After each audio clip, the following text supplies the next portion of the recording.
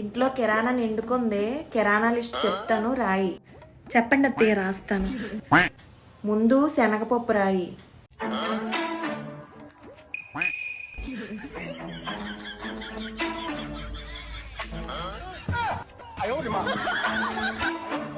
దొంగ సూపులేవి రాయి.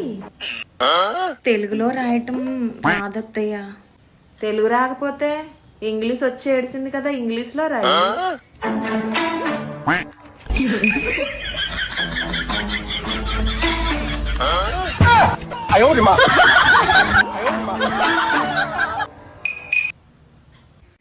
తెలుగుని ఇంగ్లీష్లో రాయటం వచ్చత్తయ్య.